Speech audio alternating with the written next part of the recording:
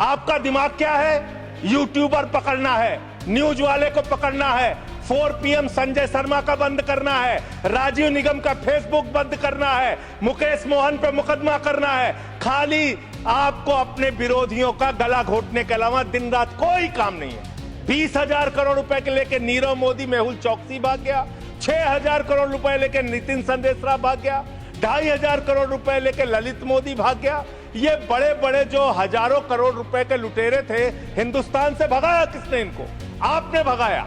ये गुनाह आपने किया, इसलिए आपको देश की अर्थव्यवस्था को ठीक करने का आपकी मंशा नहीं है। आपकी जो 56 छुरी वाली सरकार थी, उन्होंने तो इन लोगों को भगाने का काम किया कि आपने करीब करीब 70% कर्जा 5,44,000 करोड़ में से मात्र 1,60,000 करोड़ रुपए आपने कर्जा वसूला और बाकी सब का सब आपने माफ कर दिया। धन्यवाद मान्यवर, आपने इस महत्वपूर्ण बिल पे मुझे अपनी बात कहने का मौका दिया। मान्यवर, ये बिल कुल मिलाकर है क्या?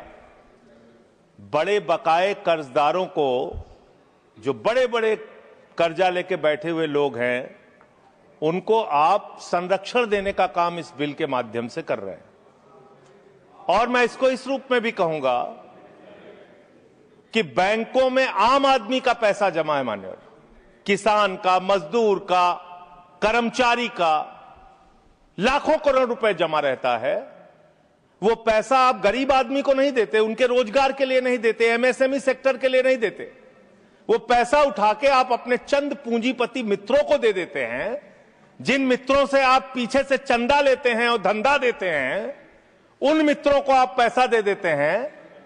और जब वो मित्र आपके डूब जाते हैं तो आप उनको बचाने के लिए ये बिल लेके आते हैं। तो कुल मिलाकर बैंक डकैती को लीगलाइज करने का ये बिल है। बैंकों पर जो डकैती हो रही है आपके दोस्तों के द्वारा, आपके मित्रों के द्वारा, उसको लीगलाइज करने का काम इस बिल के माध्यम से आप कर रहे हैं। आपका ध्यान इस देश की अर्थव्यवस्था को ठीक करने के लिए नहीं है मान्यवर।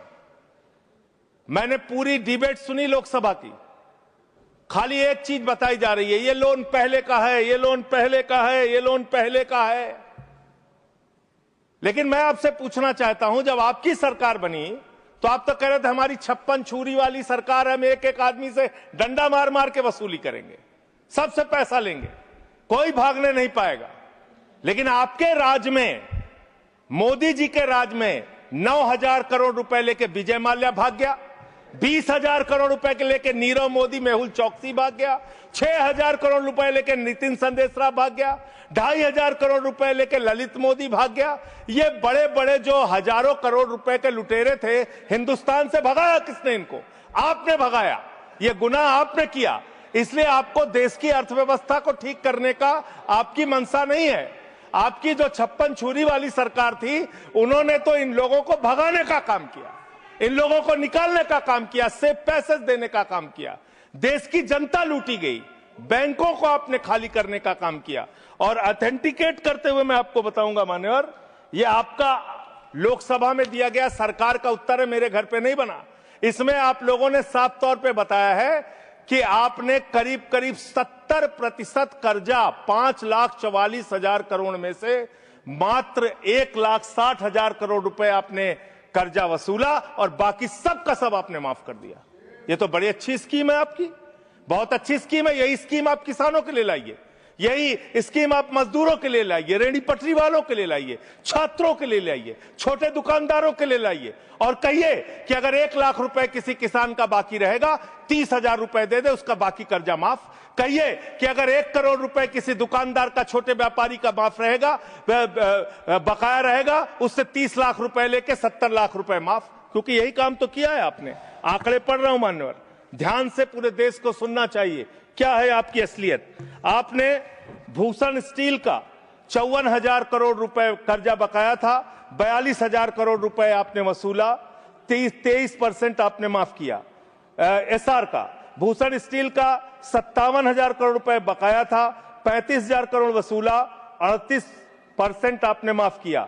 8,000 करोड़ रुपए ज्योति स्ट्रक्चर्स का बकाया था, 55% आपने माफ किया। 91,000 करोड़ GHFL का बकाया था, 60% आपने माफ किया। भूषण पावर का 48,000 करोड़ रुपए बकाया था, 19,000 करोड़ रुपए वसूला, 60% माफ किया। इलेक्ट्रो स्टील्स का 14,000 करोड़ रुपए बकाया था, 5,000 करोड़ रुपए लिया, 62% आपने माफ किया। मोनेट इस्पात का 11,500 करोड़ रुपए बकाया था, 2,800 करोड़ रुपए वसूला, 75% कर्जा आपने माफ किया। एमटेक का 13,500 करोड़ रुपए बकाया था, 2,700 करोड़ रुपए वसूला, 80% आपने माफ किया। आलोक इंडस्ट्रीज का 30,000 करोड़ रुपए बकाया था, 5,000 करोड़ रुपए वसूला, 83% आपने माफ किया। लैंको इंफ्रा का 47,000 करोड़ रुपए बकाया था, 5,300 करोड़ रुपए आपने वसूला, 88% कर्जा आपने माफ किया। वीडियोकॉन का 46,000 करोड़ रुपए बकाया था, 2,900 करोड़ रुपए वसूला, 94% कर्जा आपने माफ किया। एबीसी शिपयार्ड का 22,000 करोड़ रुपए बकाया था, 12,000 करोड़ रुपए वसूला, 95% आपने माफ किया। आपने श्रीवास्तव इंडस्ट्रीज का 4,800 करोड़ रुपए बकाया था, 320 करोड़ रुपए आपने वसूला, 95% कर्जा आपने माफ किया।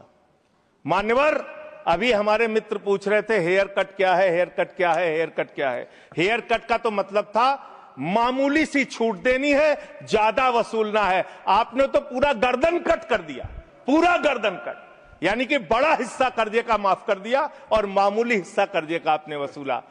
और अगर मैं आपसे ये कहूं कि इसमें आपने रिश्वतखोरी की, भ्रष्टाचार किया, चंदा लेके धंधा दिया, आपने एक ही खाली कंपनी का नाम लूंगा, भूषण स्टील का, जो टाटा को गई, 1,500 करोड़ रुपए का चंदा भारतीय जनता पार्टी को टाटा से इलेक्टोरल बॉन्ड और बाकी चीजों के नाम पे आपको मिले।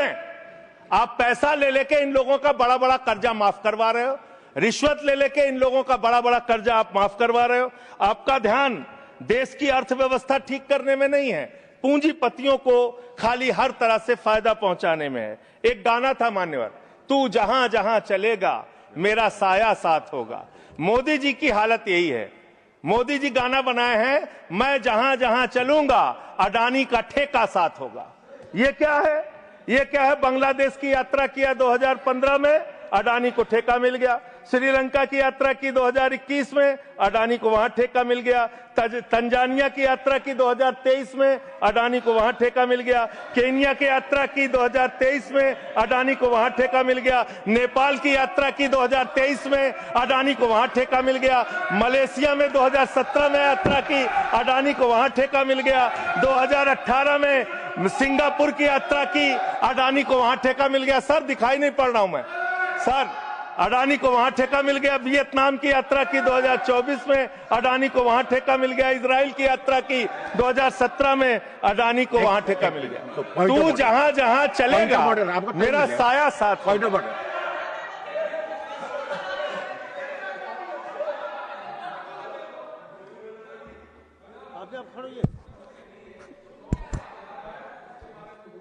कोई भी रिलेवेंट नहीं है। ये जो इरेलीवेंट जो इन्होंने उसको भाषण से निकाला जाए सर, एक्सपंज किया जाए। कोई मत। दूसरी बात सर, इतना झूठ आंकड़ा दे रहे हैं, उसका कोई तथ्य दूर दूर तक नहीं है। रिकॉर्ड में चेक करेंगे, हम रिकॉर्ड चेक कर लेंगे। हाँ बोले। अडानी का नाम सुनते ही इन लोगों को 440 वोल्ट का करंट क्यों लग जाता है? मुझे तो समझ में नहीं आता। जैसे अडानी का नाम लो, पूरी की पूरी भाजपा खड़ी हो जाती है। 440 वोल्ट का करंट लग जाता है। यही विषय है कि देश को बर्बाद किया है तुमने, कर्जा दे दे के अपने दोस्तों को भगाया है। अब बिल पे आपका ध्यान बड़े बड़े पूंजीपतियों से। मान्यवर मेरा समय जा रहा है मान्यवर मेरा समय जा रहा है, मुझे बोलने दीजिए। मान्यवर आपका दिमाग, हम चेक कर लेंगे। आपका दिमाग बड़े बकायेदारों से कर्ज वसूलने में नहीं है। अगर होता तो ये हजारों करोड़ के जो बकायेदार हैं, इनके पासपोर्ट जब्त करो ना। संजय सिंह के तो पासपोर्ट आपने जब्त किए हैं, एक एक सांसद के पासपोर्ट आपने जब्त किए हैं। इन डकैतों के पासपोर्ट क्यों नहीं जब्त किए आपने? इन डकैतों के पासपोर्ट क्यों नहीं जब्त किए आपने? नहीं जब्त किए। आपका दिमाग क्या है? यूट्यूबर पकड़ना है, न्यूज वाले को पकड़ना है, 4 PM संजय शर्मा का बंद करना है, राजीव निगम का फेसबुक बंद करना है, मुकेश मोहन पे मुकदमा करना है।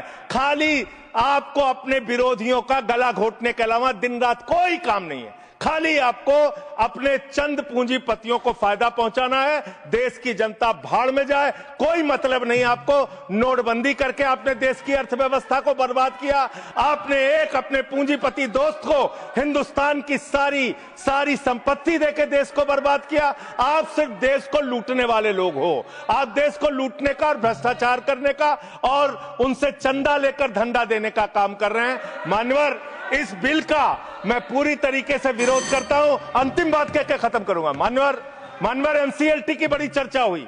एनसीएलटी में मान्यवर 30, बस खत्म कर रहा हूं, सबको आपने ज्यादा टाइम दिया, मुझे भी 1 आध मिनट दे दीजिए सर।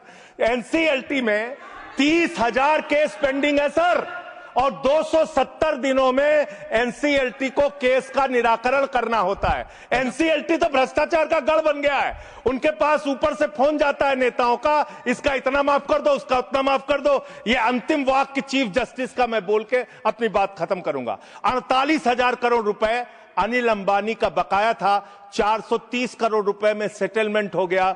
तो सूर्यकांत जी चीफ जस्टिस जी ने कहा, उन्होंने कहा that the insolvency process had become mockery। ये भारत के मुख्य न्यायाधीश का बयान है इंसॉल्वेंसी के बारे में, जिस तरीके से आप लूटखोरी कर रहे हैं। बहुत बहुत धन्यवाद।